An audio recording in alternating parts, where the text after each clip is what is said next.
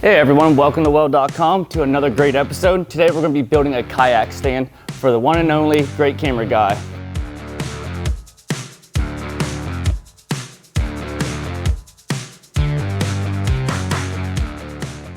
So we're building it out 2-inch square tubing, 14 gauge. It's like around 80 thousandths. That's going to be plenty strong enough.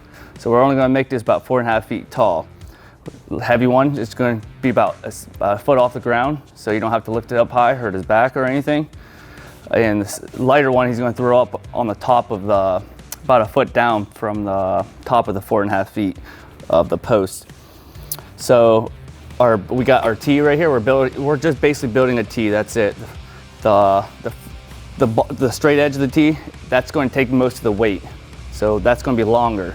This is going to be the back of the T. This is going to be the back of it. It's just going to sit just like that. All right, we're going to build 2 of them right now. Well, right now we're going to go ahead and deburr them all, and we're going to wipe the oil all down because I'm going to go ahead and sand these. Because if we go sand these, we're going to embed that oil inside this.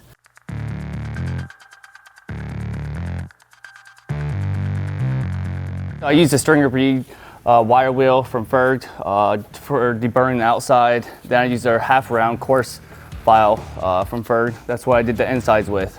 Then the file, I deburred it because I'm gonna put caps in so dirt won't get in there, or dirt gobbers or spiders in there. So, and plus it's all about quality of your work.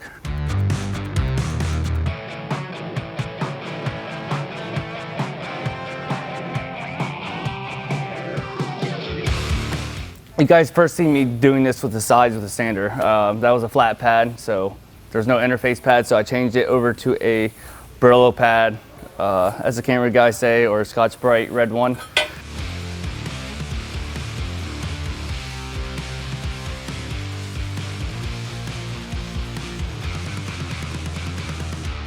The machine I'm using is the Everlast Lightning MTS 275. I'm running Select Arc 030 wire. It's only 14 gauge. I don't need no 035. You can, but I think it's easier, so I won't blow through. I'm running 75-25, just regular V-groove rolls for hardwire, short circuit. So all I did is basically use these cannonball or fireball tool squares. These are really easy to fit up when you use these. So we just clamped them together, put 4 tacks in there, held it in place.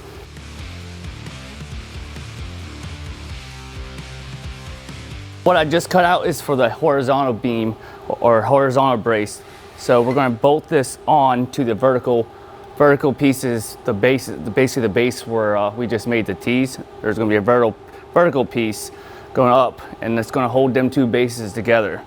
So this is 5 inches. This is going to go here, and we're going to drill 2 holes. I'm going to put 5/16 stainless steel, 304, or type of 304 stainless. And we're going to drill here, and we're going to put a weld right here. All right. So how I'm going to drill is I'm just going to match these up, put a tack weld here, and pre-drill, and we're going to drill up to 3/8 in.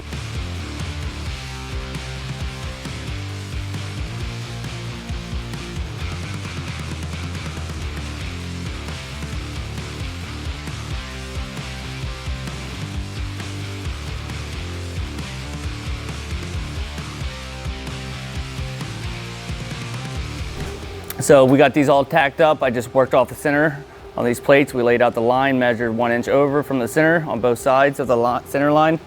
Then tacked them up here using a little mag switch clamp, easy peasy. And so just so you have an idea how this is. So I'm gonna flip this vertical, and we got 2 of these legs. I gotta tack this on, and basically this is gonna go like this. This is basically the front where the kayak's gonna hang off. We're gonna build arms right here, all right? The reason we put bolts here is so he could haul this home in his Jeep Cherokee or Jeep something, Liberty. So we're gonna put bolts here. It's gonna go through here. Bolt's gonna enter here, and we're gonna put a flat washer and a lock washer here. All right, 2 of them. So next what we're gonna do is weld the vertical pieces on here.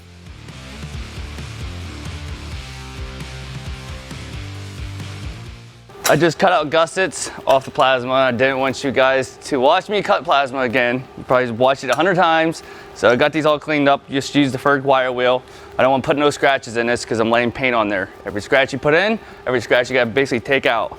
Core scratches for sure. All right, so we're just going to tack these, center these up here, put 3 of them here.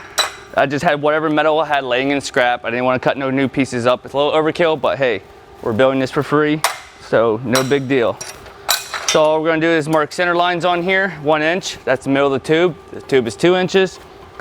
I'm going to go through here and just mark 1 inch all the way. The guts is about 5 inches, so I'm going to draw a center line. What this is going to do is we're going to basically work off the center of the tube. Like you always should work the center off of everything you do on fitting. And then we're going to put a gusset up there. So this is 3/16, so all I'm going to do is kind of eyeball. All it is a freaking fillet and a kayak. It's going to be perfect. We cut these out in the plasma. These are the gussets. They're out 3/16 material, whatever I seen on top of our scrap pile we had. Then I took a square, set this at 1 inch. The tubing's 2 inch, and threw a center line on there. Then I just took my my gusset, and just eyeballed the center of it up right on the center of that line we marked up 1 inch. Basically marked 1 inch of here, all the way around. All right. And then we just tacked them in multiple places, 1 top, 1 bottom, wherever I needed to make sure it looked straight and everything. We just overall looked at it, inspected it. Then we went and did the caps right here. I cut the caps out on the Quickie. We cut them to inch and 15/16. Then we tacked them inside using a magnet. Then I went ahead and got my square. Just use 1 inch. The reason I use 1 inch because when you're looking at a weld, I want to make sure, you know what I mean, I want everything to look even. I don't want it to look long, 1 long weld, 1 short weld. So I just marked everything 1 inch. And I didn't weld this out completely. It don't need to be welded out completely. It's going to have maybe 500 pounds on it. So I just did 1 inch where I was going to weld here, up in here, here, and basically the same thing. And we welded the vertical posts all the way around. After that it was all done, I wire wheeled it with this. Then that's got all the BBs, and I wire wheeled it with this in a die grinder to get all the corners out of the BBs. And used anti-spatter to help reduce the BBs. And then we polished that. Then I welded these edges up right here, welded them up just using 030 wire, cranked up my wire feed speed on these. I really cranked up my feed speed on this because these are thicker metal.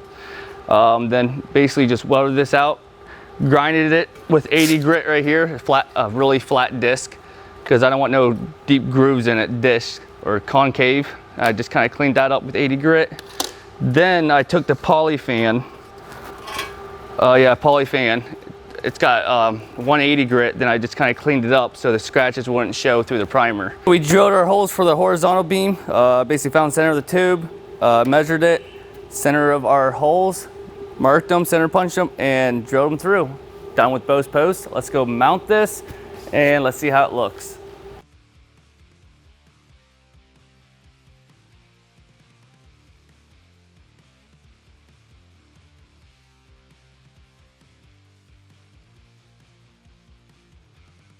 We're going to take this straight piece of metal right here and turn it into this nice exciting arm for the kayak right here. All right, so let's go ahead and jump into this. On the cut, after I kind of figured out the first one I did, how I liked it and how it looked, after I just played with the cuts because I don't have no big tubing machine here to bend this tubing. So I measured out my measurements from 0 to 12 inches, and I made 26 half-inch cuts on the first one you're seeing right there. I just went all the way through. I went all the way through cutting, except on the bottom piece, I left it. I didn't cut it all the way at all, like all the way through the tube. Then we went on the other side, I flipped the tube 180 degrees over. Then I measured out 0 to 14 inches. Then from that 14 inches, I made 16 half-inch marks. Basically went from 16, 16 half, 17, 17 half. After I did that, I went back to that beginning part where I measured and just measured 7 1/4-inch marks. All right, then I just cut same thing like I did on the first side of this tube. Took the first one as a template, laid it down flat on the table, and kind of traced it. So since we got that trace, we're acting like so we know we got to bend that to that pattern right there. So I basically took the one we cut and just bent it into that pattern on the table, clamped it down, tacked it so it wouldn't move when I released it, and grabbed the first one we made and just kind of married it together. And did most of the welding with it married together. so it wouldn't tweak and move. So when I cut the attachment and release it, it basically stays in the same place as the first one, so it can match.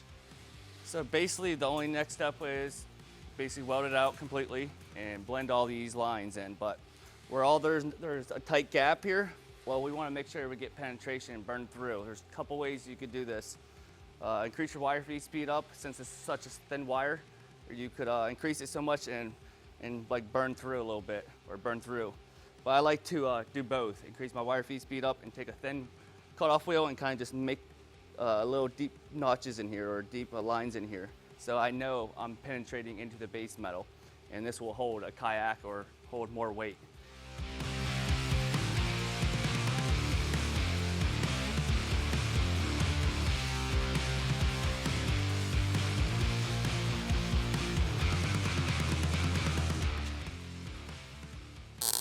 I kind of get on the edge and come back a little bit, edge of the puddle, and just come into it, and it'll look really good.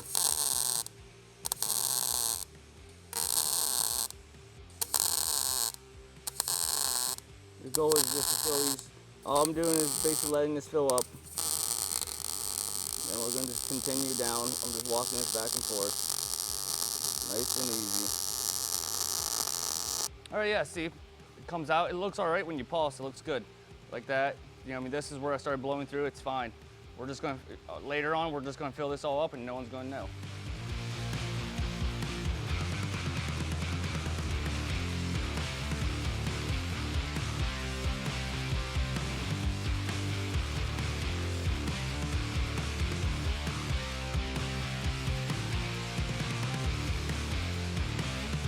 So last time you seen us was dry fitting this up.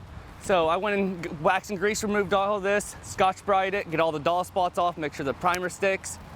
So I done all that. We threw 2K primer on there, high build. The brand was U-Pull. After that dried or cured for 24 hours, I made hooks right here. It's kind of surprised Todd, so you can hang his life vest off so they don't get ruined on the ground. And also for his paddles, he's gonna hang his paddles back here so everything's off the ground. Then I threw a base, a nascent base, and mixed it like 2-to-1 or 1-to-1 with a reducer, fast reducer. After we let that flash off, 10 minutes later, 15 minutes later, I used a Sherwin-Williams clear. Then the clear is what's gonna make it really stand out, make it look good. It's basically the same paint you would use on a car. See you guys next time on Man Cub. Later.